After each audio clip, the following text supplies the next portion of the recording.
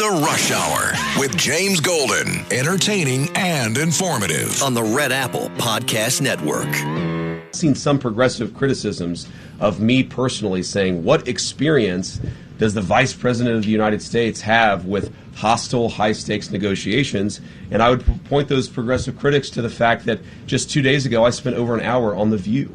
So I actually have great experience in very hostile negotiations, and I've used that. I mean, look, Joy Behar is way tougher than the Iranians, and she and I are best friends now. So we're going to get to a good place here. We're going to get to a good place. We're already at a good place. It's just a... Welcome, my friends, to the Thursday edition of Bo Snerdley's Rush Hour. Fastest hour in American media. That was Vice President Vance press conference today, White House briefing. It took a lot of questions on Iran and the state of affairs with Iran, which we shall examine during the hour. I got a call earlier today from a very, very dear friend of mine in New York City. Well, she moved, like many New Yorkers did, to one of the New York suburbs out of New York City, she and her husband. And she asked me, she was so excited, "Are you watching the parade? Are you watching the parade?" I'm like, "What parade?" She's, "What? Are you watching the Knicks parade?" No. Did anybody get killed? Was anybody injured? Are they rioting? And I told her, they need tickets only if you're going to be down by the, because I learned that from Carlos yesterday. They need tickets and they need to show an ID. Why can't you just be a normal person? Well, I'm not. The Knicks did celebrate today. Let me ask you, Carlos, are you happy with the way that Dylan Jones was celebrated today? How do you know about that? I know about everything. Took TJ, me a while to notice. TJ, you happy with the way that they celebrated Dylan Jones? I don't know who he is. Is that what you're saying? Basically, I don't know who he is.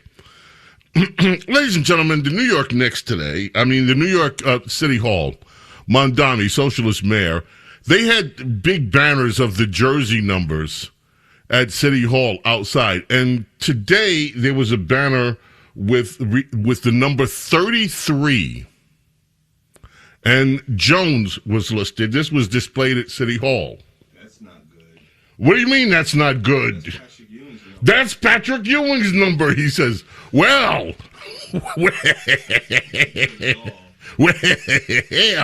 that, my friends, is the outrage. New Yorkers that know the Knicks and the Knicks history are outraged. They are outraged that today Mondami City Hall posted somebody named Jones who played a total of 7 games for the Knicks, 7 active duty roster games. They used Patrick Ewing's number 33. It was a big banner for Jones, who played, as I said, 7 games, instead of honoring Patrick Ewing, whose number 33 has been retired because he was so very popular, even though they never won anything with the years that Patrick Ewing was a Knick. Knickerbockers. I wonder if they were still the New York Knickerbockers when, say that 5 times fast, when Patrick Ewing played with them.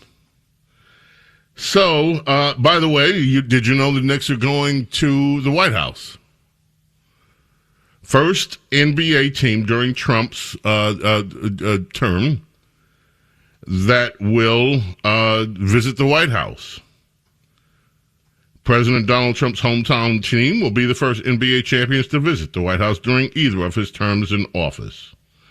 The Knicks owner, James Dolan, shared that news with a New York radio station yesterday.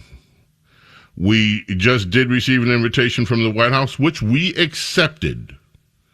We still have to figure out the details, etc. But yes, of course we're going. So that will be fun, no doubt. There will be protesters upset. Perhaps they will get Patrick Ewing to show up, maybe just for old time's sake, and Or maybe they'll get Dylan Jones to show up, which would be even better, since Miami City Hall likes to have him show up. Today is the opening of Obama's. Well, tomorrow's the public opening. People can visit that building that is, some say, looks like a monstrosity in Chicago. Let us hear one of the opening speakers before they brought out the big crowd. You know, Bushies were there, President Bush and his wife, Clinton. That's the way a lot of New Yorkers pronounce Bill Clinton. Bill Clinton. So Clinton and Hillary Clinton were there. And let's see who else.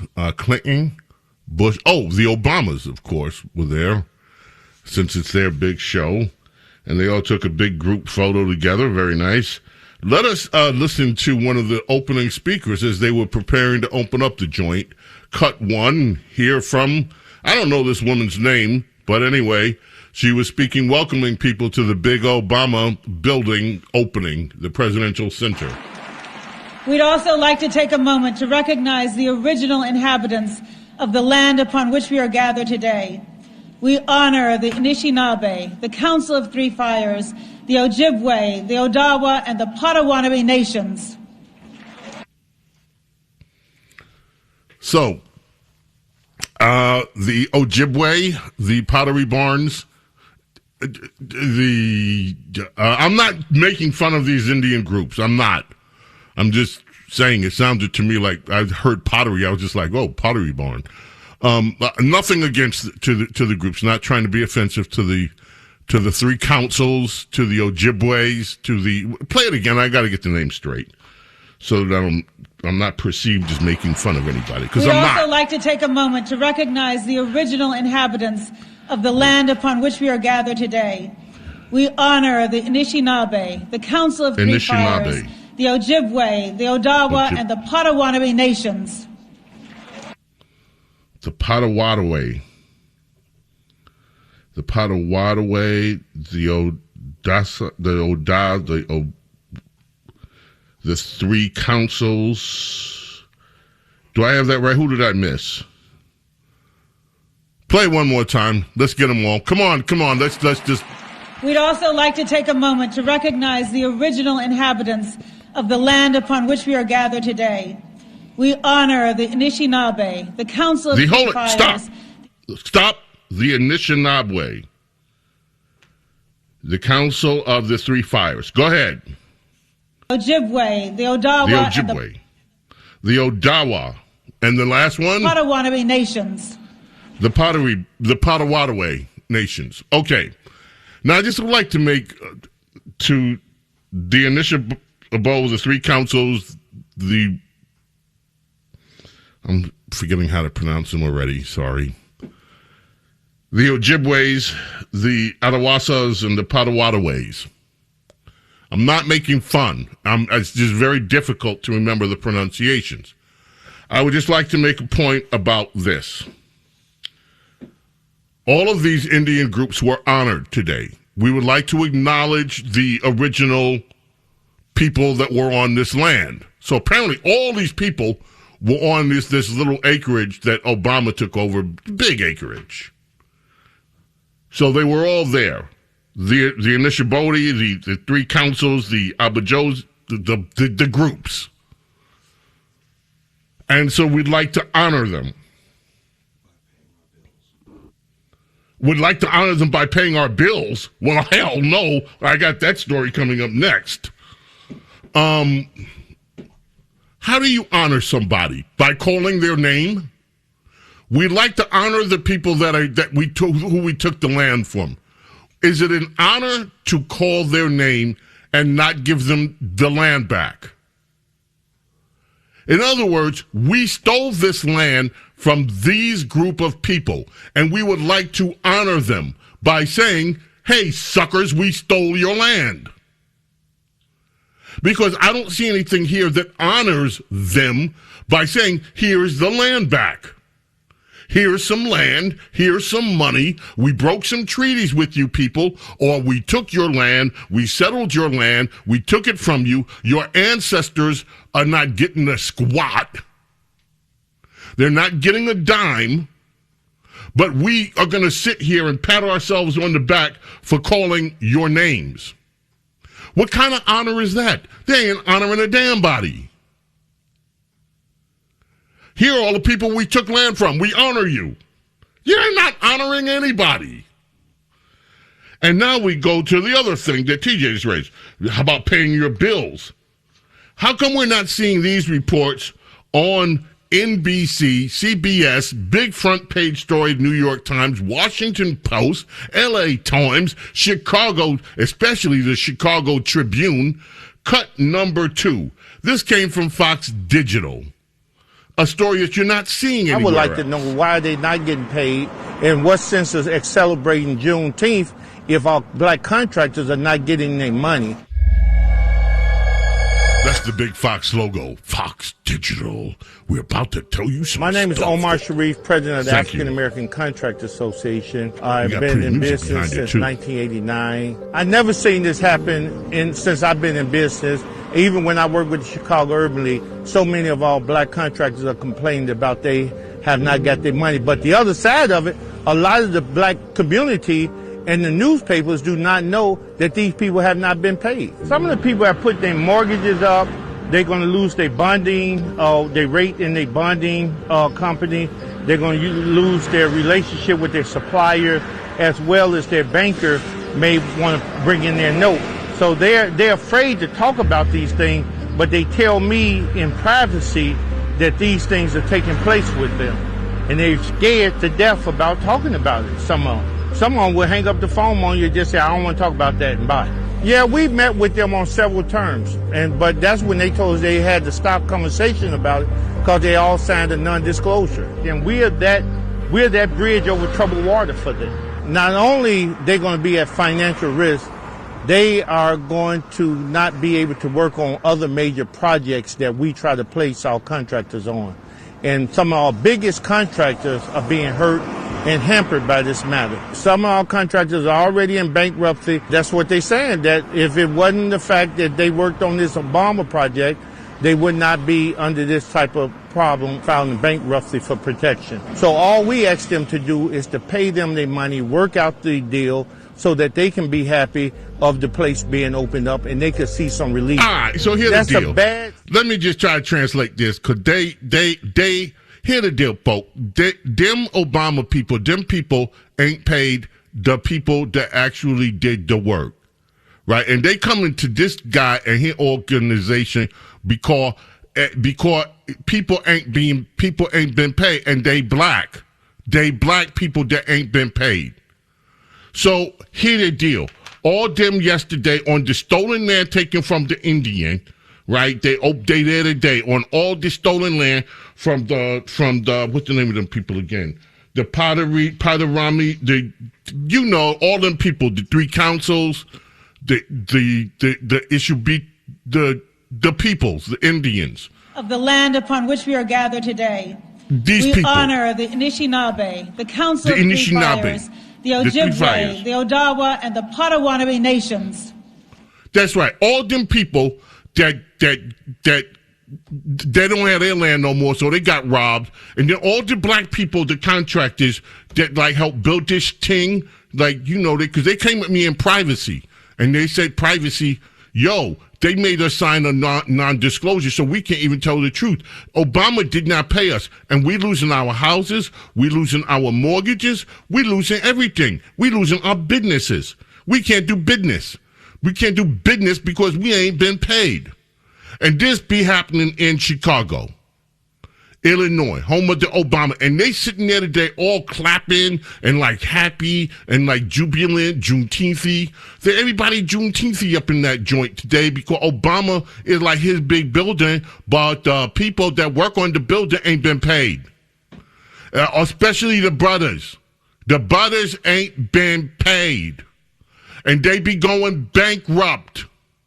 They be losing their homes. They be losing their businesses. They can't do business because they ain't been paid from the last business. In other words, the Obama people treat the black people like they slaves. They have to work for nothing. And we got to go to a break now. That be the deal. And the three councils don't like it either. We be back. No, go away. The Rush Hour with James Golden. Entertaining and informative. On the Red Apple Podcast Network. The Rush Hour with James Golden. Entertaining and informative. On the Red Apple Podcast Network. We'd also like to take a moment to recognize the original inhabitants of the land upon which we are gathered today. We honor the Anishinaabe, the Council of Three Fires, the Ojibwe, the Odawa, and the Potawatomi nations.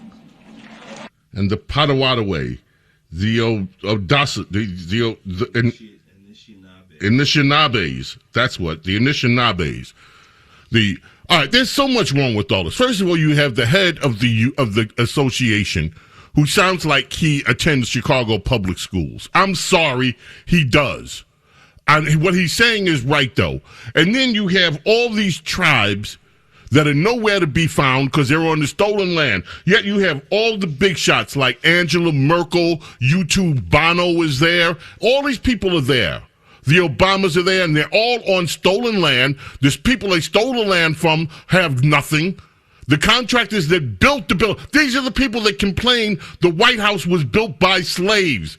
Obama's presidential center apparently was built by slaves because these people haven't been paid.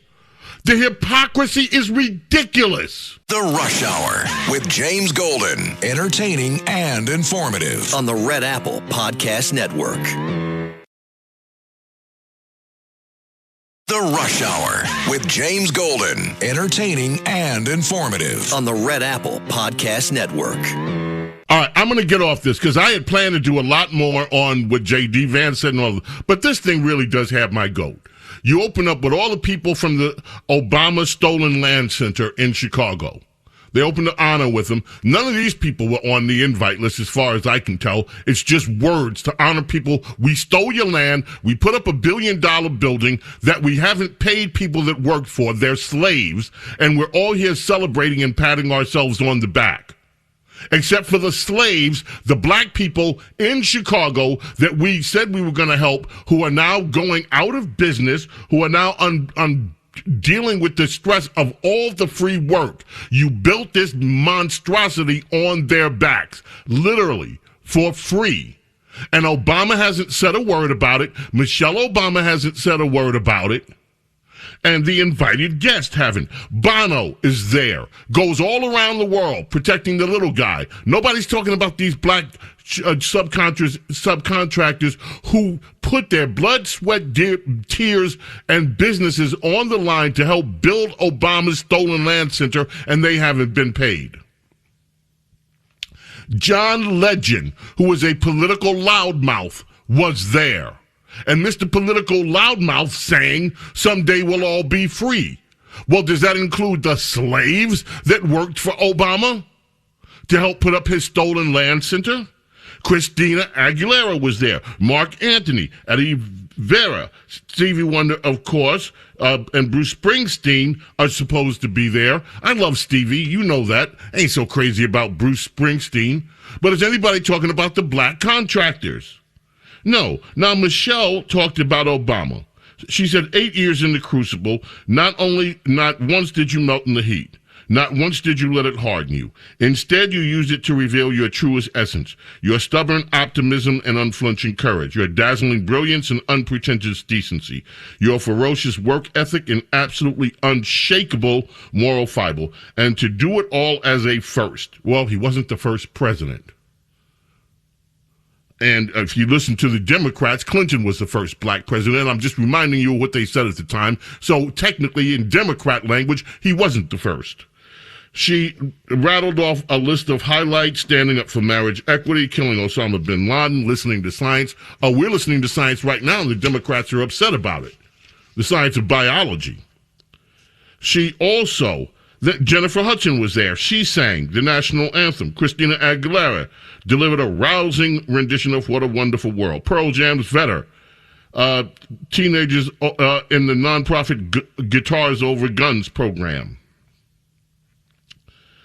Like I said, John Legend, We'll All Be Free. Well, does that include the slaves that worked to build the place? because they haven't been paid. Bono, and also in attendance, Gavin Newsom, Andrew Young, Al Sharpton, Oprah Winfrey, David Letterman, Conan O'Brien, Stephen Colbert, Tom Hanks, and others. Angela Merkel, Prime Minister Justin Trudeau. Nobody gives a rat's ass about these contractors. People that in some cases are going out of business and living in misery because they haven't been paid. What does that say about moral fiber? And those of you that know me know, look, I went off the other day because I'm so sick of these attacks on Michelle Obama. I am sick of them. I'm sick of people with this business. She's a man. I'm sick of the disrespect that they give the woman. Okay, I don't agree with Michelle Obama on damn near anything policy-wise. But I'm tired of watching black women being attacked all the time by a bunch of racist clowns who can't accept that black women have the right to be liberal, sometimes be wrong on policy, but they can still love their families, love their husbands, love their lives, and they don't have to be called apes. They don't have to be called names. They don't have to be told that they're men. They are black women. My mother was a black woman. My grandmothers were black women. And I'm sick of these attacks on black women for just being black women. Now, if you want to talk about the angry black women, well, hell, I could talk about them all day, because some of them make me sick. The ones that are just loud mouth all up in your face all the time over nothing and don't know nothing. But this business with Michelle Obama, it should stop. It's racist, it's garbage, it's ugly. And I didn't like the way that people talked about Nancy Reagan, to be honest with you. I didn't like the way that people talked about those detractors. I didn't like the way they talked about Nancy Reagan. I didn't like the way that some of them tried to talk about Laura Bush. I have to say, when it comes to Hillary Clinton, well.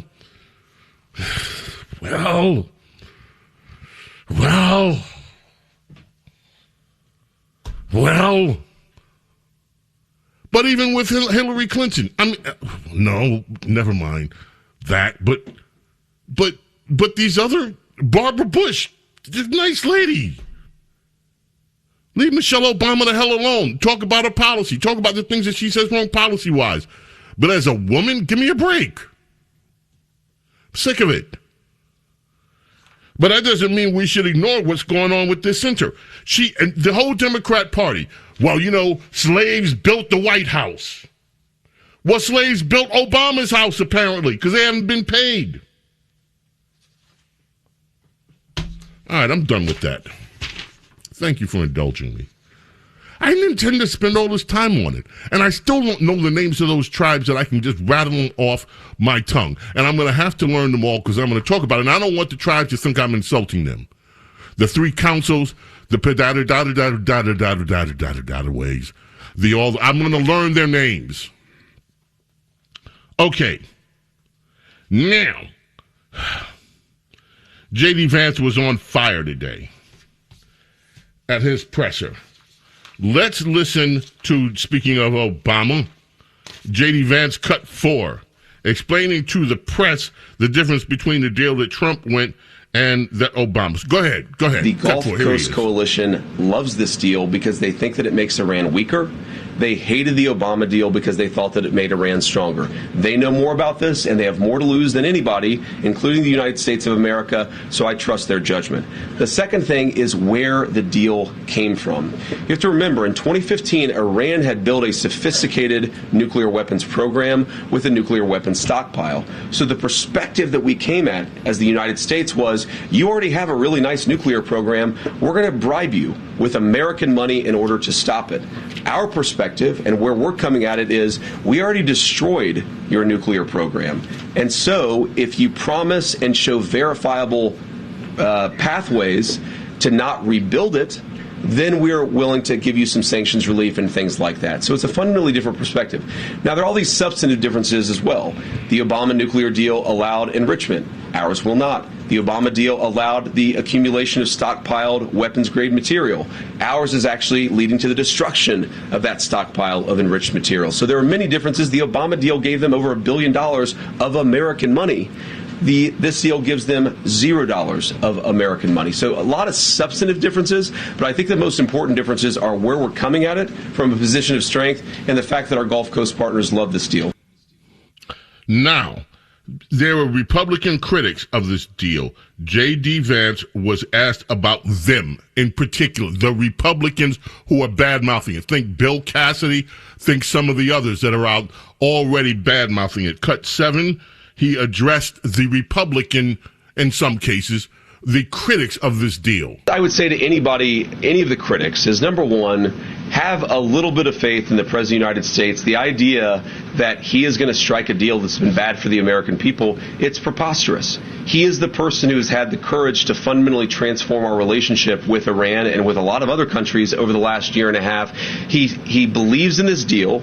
He is going to see it to completion, and if the Iranians don't comply, we still have every single tool and point of leverage that we have today. That'd be message number one, is have a little faith in the president's ability, given that he's got us this far, to take us the final step. We will visit J.D. Vance, I'm telling you now, as the clip of the day. There was something else that he said that was remarkable. So stay tuned for the clip of the day. We will revisit that. In the meantime, Pete Hegseth was on fire today, too. This was at a NATO meeting with NATO. The NATO, all of them there in a room.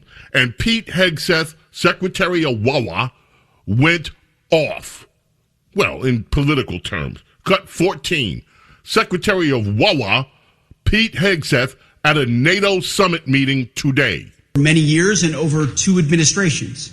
And for too long, NATO has been a paper tiger and a one-way street. No more.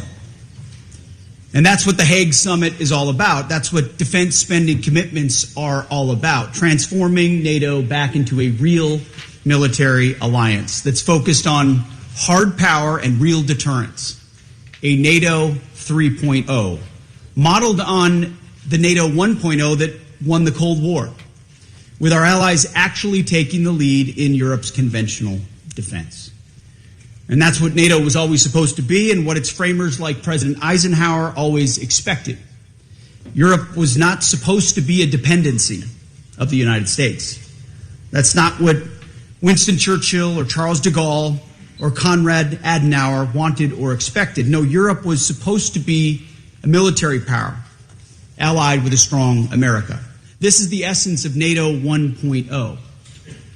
As Dwight Eisenhower himself said as early as 1951, if in 10 years all American troops stationed in Europe for national defense purposes have not been returned to the United States, then this whole process will have failed. Eisenhower was Supreme Allied Commander then, not yet our nation's 34th president. But he and his Allied counterparts, all of them still living in the shadow of World War II, understood that NATO's power did not come from committees or from meetings or from small flags on fancy tables. It came from warriors. And for Europe's defense, it had come from NATO allies.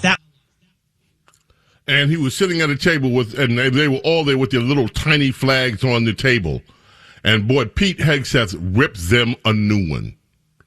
And that is incredible. What he said to them and reminding them of how NATO started, what the mission was, what the founders of the North Atlantic Treaty Organization intended for it to be was astounding. All right, let's shift gears entirely.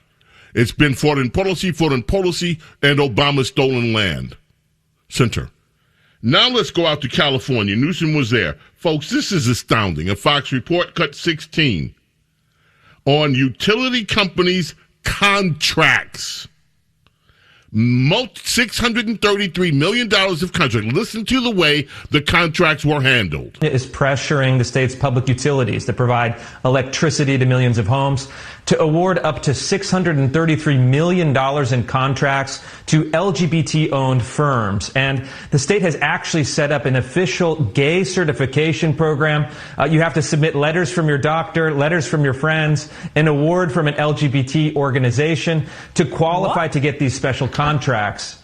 And it's not only outrageous. Is that legal? Yeah.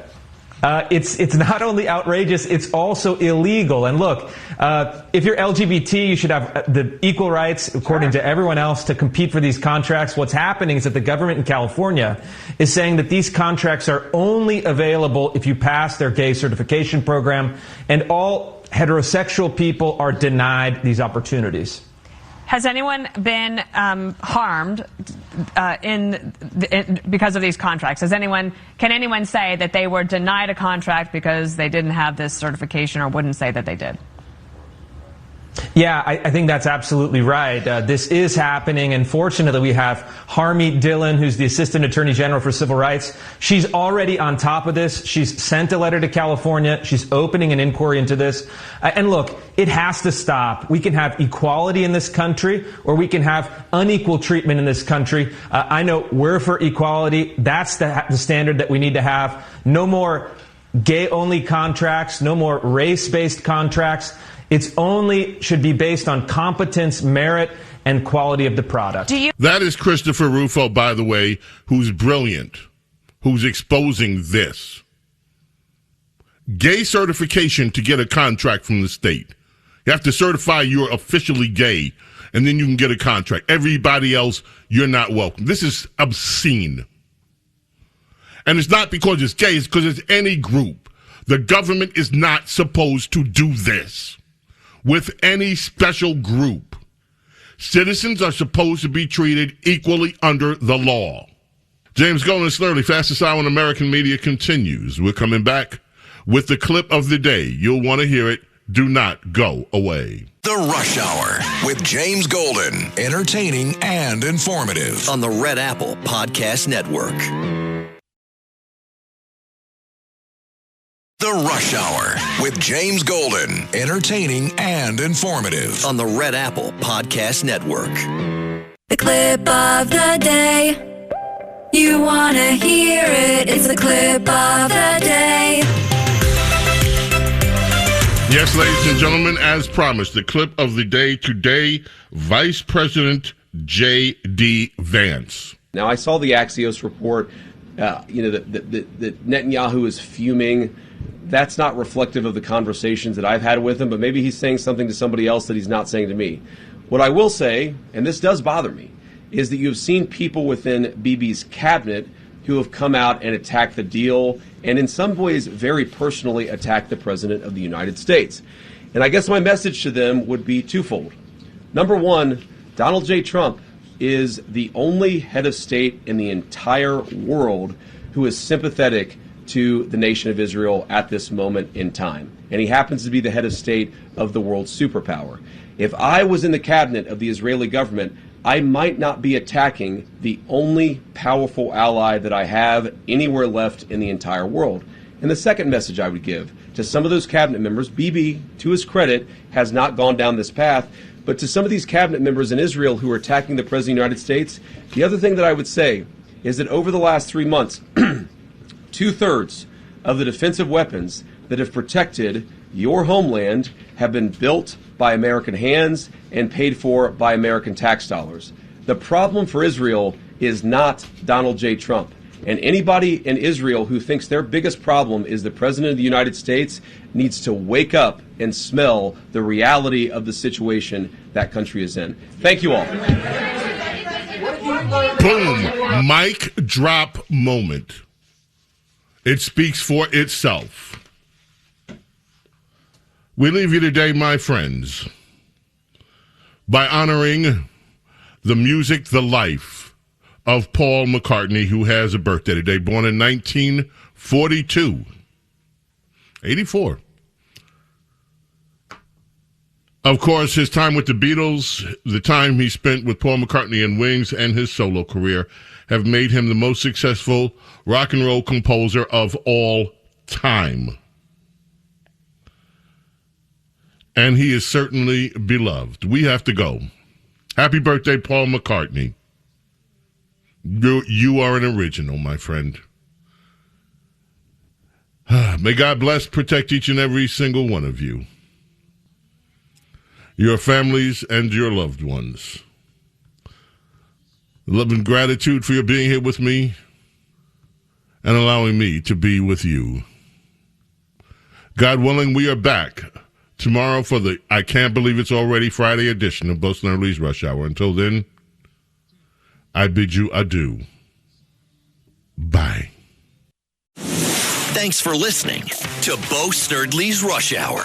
You can hear Bo Snerdley's Rush Hour weekdays at 4 on 77 WABC. If you like the podcast, share it with your friends and listen anytime at WABCRadio.com and download the WABC Radio app. Hit that subscribe button on all major podcast platforms. Plus, follow WABC on social on Instagram, TikTok, Facebook, and X. See you next time for a new episode so you never have to wonder. What the heck is going on here?